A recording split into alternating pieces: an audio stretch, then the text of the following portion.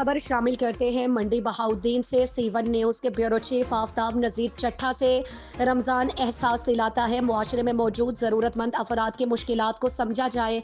चौधरी मोहसिन गुज्जर, रोज़ा इंसान को तकवा, सब्र और बर्दाश्त का अमली दरस देता है और यही औसाफ एक मतवाज़न और पुरअमन मुआशरे की बुनियाद बनते हैं।